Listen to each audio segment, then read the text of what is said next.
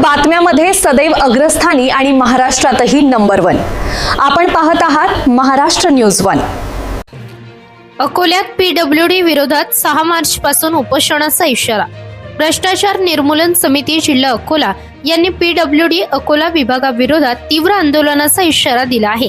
समितीच्या वतीने कार्यकारी अभियंता सार्वजनिक बांधकाम विभाग अकोला यांना निवेदन देण्यात आले असून 6 मार्च पासून निषेध आंदोलन छेडण्यात येणार असल्याचे स्पष्ट करण्यात आले आहे।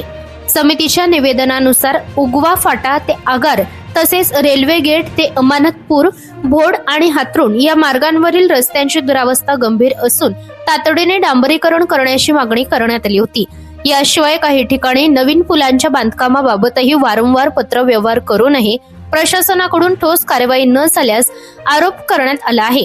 समितीच्या म्हणण्यानुसार संबंधित कामांसाठी 12 फेब्रुवारी पर्यंत निविदा प्रक्रिया पूर्ण करण्याचे लेखी आश्वासन देण्यात आले होते।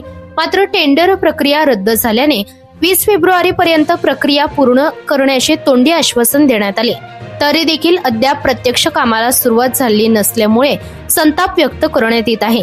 याच पार्श्वभूमीवर समितीने ठिय्या आंदोलन सुरू केले असून 6 मार्च पासून नाईलाजास्तव उपोषण आंदोलन छेडण्याचा इशारा दिला आहे। रस्ते व पुलांच्या कामात येणारा विलंब हा नागरिकांच्या सुरक्षेशी संबंधित मुद्दा असल्याने प्रशासनाने तातडीने लक्ष घालावे अशी मागणी समितीकडून करण्यात आली आहे। दरम्यान या आरोपांबाबत सार्वजनिक बांधकाम विभागाची अधिकृत भूमिका काय असेल याकडे नागरिकांचेच लक्ष लागले आहे। प्रतिनिधी करामत शाह, आगर।